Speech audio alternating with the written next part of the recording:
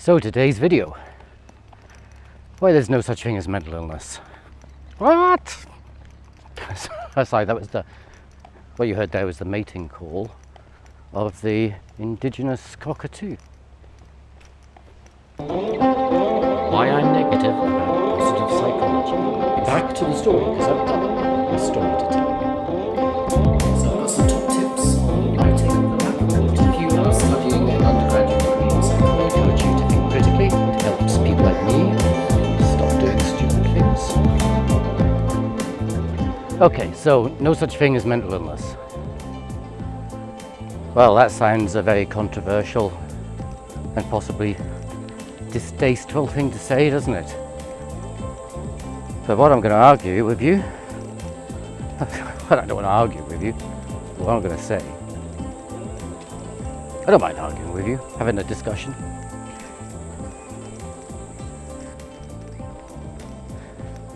Well, actually, there's nothing controversial in saying that there's no such thing as mental illness. The claim that such things as depression, schizophrenia, anxiety disorder and so on are mental illnesses, that's actually the controversial thing. Okay, so I've got my cup of coffee, all's well with the world as far as I'm concerned right now. Except for the fact I didn't put on insect repellent, which means I'm probably going to get bitten again because it's been raining and I haven't learnt my lesson. Oh well, we'll get through this somehow. I shall be brave. Also, this little white thing there, don't worry, it's not part of the fauna of Australia. It is not an insect that is attacking me because I'm not wearing insect repellent. It's just my lavalier mic, so I could improve the sound quality a bit, which might be a little bit undone by the fact there's a lawnmower going around in the botanical gardens just now. So apologies for that if there's no improvement whatsoever on the sound. Anyway, let's get back to the point, because I was talking about how saying that there's no such thing as mental illness is not actually a controversial thing to say. But I need to explain myself, Well, here's the thing. The claim that things like depression, schizophrenia, anxiety disorders and so on are illnesses is the thing that's actually controversial and actually perhaps distasteful. The controversial claim is that when someone experiences psychological problems, that those problems are caused by something going wrong with them physiologically, like it's like a physical illness. The most common claim is that psychological problems are caused by something going wrong in our brains, that the cause is in some form of brain malfunction or disruption. There's something wrong in our brain, there's something at that biological, physiological level that's causing the problems. And that's why we call it a mental illness, because there's a claim that it is a physical, biological thing.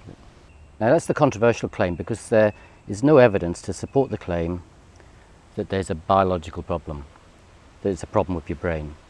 That claim is speculative. It's a guess, and some of us would say it's not a very good guess.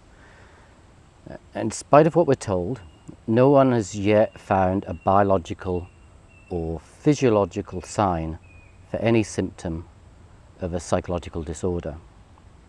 Now, first you need to know what those words mean, because they mean a particular thing in a medical sense. Signs and symptoms, they mean particular things, so I'll just explain that. A symptom is any subjective evidence of illness. It's a feeling we have and it's our description of that feeling. So a good example would be pain. We can tell someone that we're in pain, but that's based on our subjective feeling of the pain. And the symptom is not something that can be observed directly by a clinician. So the clinician doesn't feel your pain. I know we sometimes say, I feel your pain, but you don't actually feel the pain of someone else, It's only the person who feels the pain. They have the subjective feeling, and then they can report on it. And that's how the clinician finds out that you're in pain. Also, a clinician can infer that you might be in pain, if your face is all scrunched up, or you wince, or let out a little yelp. They might ask, oh, you look like you're in pain, are you in pain? And that's the clinician asking you. They're making an inference, but they can't directly observe it. They can make an inference, they can question whether you're in pain, and they can get a sense that you might be in pain, but they don't feel your pain.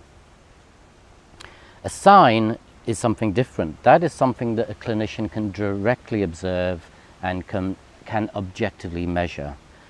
So an example would be, say, how many white blood cells you have, and it can be directly observed through a blood cell count, and it's not something that the clinician has to rely on your subjective account for. You know, that it's something the clinician can directly observe. So that's a sign. And diseases are usually made up of signs and symptoms, and you need both in order for something to be classified as an illness. Now, what you'll notice, if you or your loved one has ever been diagnosed with any form of mental illness, depression, schizophrenia, an anxiety disorder, you'll have noticed that that diagnosis was not made on the basis of a physiological test. You didn't give a blood sample, and from that blood sample you weren't diagnosed with depression or schizophrenia or whatever. You didn't have a brain scan, and from the brain scan get diagnosed. There aren't any physiological tests. So when you're being diagnosed, you might actually be asked to give a blood sample, but that will not be to test for depression, but to test to see if there are any other issues going on for you, if there is a physical illness behind your symptoms, if there are signs that can be observed that might indicate something else is going on. So an example would be if you're feeling fatigued, you're tired all the time, you might have asked to give a blood sample so the physician can check to see that you're not suffering from diabetes, for example. i.e., it's not a test of mental illness, but it's a test to see if something else is going on. So we don't have any physiological diagnostic tests for mental illness. They don't exist.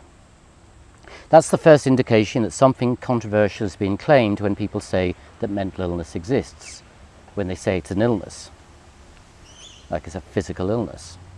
Now, when you put this argument forward, it is seen as controversial, and people will commonly respond in a number of ways. First, they'll say, oh no, you're wrong, because they have found the biological physiological marker. You know, they have found, for example, a gene behind depression. They found a gene for depression, or they found a gene for schizophrenia, or they found the thing in the brain that stops working which causes people to become depressed.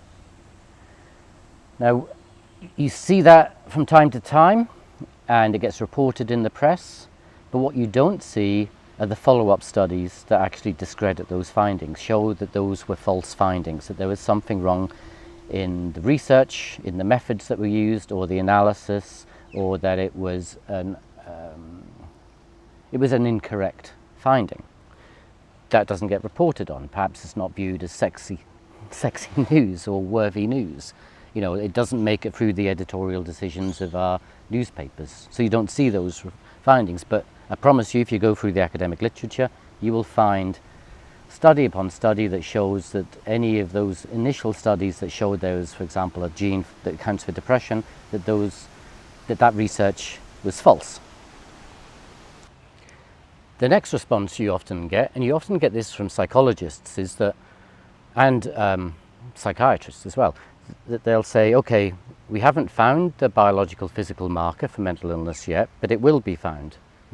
Just give us time and we'll get there, and that we're getting closer. Now that sounds reasonable, but actually it's not. It's not reasonable, or it would be reasonable if the people looking for the biological physical markers didn't have the expertise that they needed to do that job, or if they didn't have the funding they needed to do that job, or if they hadn't had time to do that job. And none of those things stand. So we find some of our best people working in medicine, in medical psychiatry, looking for the biological physical marker, and they can't find it. So it's not the case that the people looking for it don't know what they're doing. They do know what they're doing. They're medically trained often. The medical researchers are looking for it, but they can't find it. The argument that there is insufficient resource, well, that's partly true in relation to the resources that go into understanding physical illnesses. Certainly the medical mental health research is less well funded, but by any margin the funding is not at such a low level that you'd expect poor quality work to be coming out. In relation to the work that's going on in psychology, for example, that work is very well funded. And medical research in general tends to be very well funded. So it's not plausible to think that people haven't had the money or resources to find the medical and the biological physical markers for mental illness. And the question about whether people have had enough time, well, this work began really seriously in the sense of what we understand of medical science today. It really began in the mid-1800s, late 1800s. So it's been going on for well over 150 years, certainly over 100 years, and they've had plenty of time. So it's not a case that it's just a new thing that people are looking into and they haven't had time to find this thing, and surely we imagine that we'll find it fairly soon. We've been at this a long time, so any reasonable person would conclude that actually there's something problematic in what they're looking for. Now the next question you'd probably ask is, why do most people think that there is such a thing as mental illness? Why is depression, schizophrenia, anxiety disorders commonly talked about as a mental illness, as a medical problem? Well, a number of reasons for this. One is that there are some very powerful pharmaceutical companies whose interest is served by us thinking that mental illness is an illness, a physiological illness that can be cured or treated through medicine, through psychopharmaceutical products. The other group, powerful group, who are advantaged by us believing that mental illness is an illness is government. And I'll explain that in just a second, but for the government it's much more convenient to think that there's something physiologically, biologically wrong with people when they're suffering from depression, anxiety and so on. It's quite advantageous for governments because it directs attention away from other potential causes for people's suffering. The other issue is that for people who are diagnosed with mental illness, it can actually be a really important label that can give significance and meaning to their suffering and their difficulties. It can mean that they're taken seriously. Because medical labels are often very serious and taken very seriously and taken as scientific, not just biased or subjective. You know, you've got a medical condition, it's taken as real. This can mean that when you give that label, then your problems are taken as real. And this is a difficulty because you wouldn't want to not recognize and appreciate the difficulty people are in, because it's real suffering that people are going through. They're having real problems in life. And you wouldn't want to take away that recognition. And it would appear that by denying that they're ill in a sort of physical sense, that you're somehow denying their suffering. But the problem is that when you acquire a medical diagnosis for something that actually might not be biological or physiological, that it opens you up to a whole host of medical treatments that actually might be inappropriate or worse, put you at risk of further harm. And the issue is that when you take away that explanation for there being a biological, physiological marker for mental illness, what are you left with? Well, I'll tell you what you're left with. You're left with a fairly robust set of evidence to tell you what actually is causing the distress, and that's the social environment people are in. So it's issues like poverty, not having enough money, being in poor quality housing, being in a neighborhood or a community that is unsafe, being discriminated against, being devalued and treated badly by others.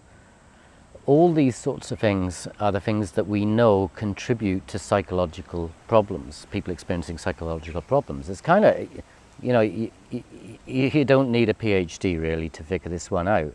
It's kind of something that we understand intuitively. When someone treats you disrespectfully, it can make you feel bad about yourself. And if they do it over a prolonged period of time, and lots of people do it, then you can feel really bad about yourself in lots of ways. And if society treats you badly, you get the sense that you're not valued by society, then it can lead to psychological problems, depression, and you're living in an unsafe community, stress, anxiety. Now, not everyone experiencing psychological problems will be able to put their finger on an issue like that. It's quite complicated because the social environments we live in are often very complicated, but it's something very much at the heart of the relationships we have with the people around us that contribute to our psychological health.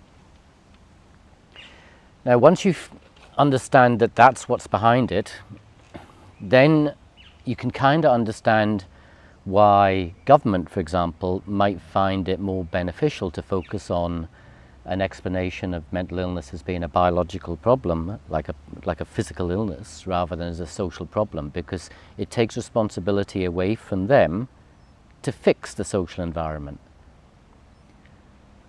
And if that explanation was made, i.e. mental illness is caused by social problems, then suddenly the products that are coming out from the pharmaceutical industry in relation to the products that are there to treat mental illness suddenly lose their relevance or value. And suddenly the risk-benefit equation, where you weigh up whether the risks of taking a particular drug are outweighed by the benefits, that calibration shifts, because you're no longer treating the root cause of a problem, you're actually treating superficial symptoms of a problem. The cost-benefit ratio gets recalibrated, because if a drug has some potential problems with it, if it's a very powerful drug, and all of our psychotherapeutic drugs, psychotropic drugs, the drugs that are there to change our mental states, all of them are extremely powerful drugs, it becomes very risky to use those drugs to treat what are only symptoms, and you're more likely to look for other interventions. So it's a threat to the drug industry. As for the people experiencing the problems, well, actually it can be beneficial. It might actually improve people's understanding of what's going on. One of the problems of treating mental illness as an illness is that when you try to address that problem of stigma, the stigma surrounding mental illness, you have a really hard job of doing that when you conceptualize this thing like a physical illness, because not many of us really want to hang around people who are physically ill. If you're at work and someone comes in work and they complain about symptoms that sound like flu, you don't really want to spend much time with them, because there's every chance that you're going to be infected. And that's kind of a natural response. We care about the other people's welfare, but actually we don't want to get too close to them or spend much time with them, because there's a fear of contagion. And that's kind of quite a normal response, really. So it's hard to tackle issues of stigma when you're talking about something in terms of an illness. So maybe that will actually help us to empathize with people who are experiencing things like depression, schizophrenia, and so on, who are experiencing psychological difficulty. We're able to better relate. We know what it's like to be in a social environment that is not good for us. Like, we know what it's like perhaps to be in a relationship that's not good for us, or to be in employment that it is not good for us, or living in a place that we don't feel safe or comfortable living in. Worries about what's going to happen in our future, what's happening to our loved ones, worrying about all sorts of social problems that affect a lot of people. Maybe you can relate to that, so maybe it actually increases the understanding and reduces the stigma. So if we keep thinking of it as like a physical illness, then we will have all of those problems when we try to reduce stigma. It's actually really hard to reduce stigma around illness, because people might wish you well and not feel ill of you. Trying to avoid the word ill, don't feel ill of you, but they don't want to be made ill because of you. They don't want to catch what you've got, so that you might find that the stigma is reduced, that people don't speak badly of people who are mentally ill, but you just don't want to spend much time with them. because we don't often want to spend much time with ill people. So actually it might improve understanding. We can all understand what it is, and we can relate to it, and we can understand how it could happen to us. It's quite difficult to understand how my brain, a bit of my brain, can start working in the wrong way, and then without any sense of agency or control, I will suddenly become depressed or schizophrenic or psychotic in some form, and I've got no idea when this might happen, if it will happen, and how it might be treated or cured. That's a bit of a worry. And perversely, it kind of takes that worry away. It's not to say you're not going to suffer and have a hard time in life, but it's going to say that the reason why you're going to have a hard time in life, in terms of psychological problems, is largely because of things happening in your life, in your social environment, in your relationships with the people around you. Now, one final thing to say on this is that there are physiological, biological problems that do cause people suffering, and there are neurological problems. But these are separate from this concept of mental illness. So let's just be clear, we're talking about depression, schizophrenia, anxiety disorders. You know, we're not talking about neurological problems, which are not mental illnesses. So you need to make that distinction. Okay, enough from me. Hope you found that useful or interesting. Let me know your views. Write down your comments below. Give me the thumbs up if you found it interesting. Subscribe if you haven't subscribed. And that's all from me for now. So until next time, ta-ra.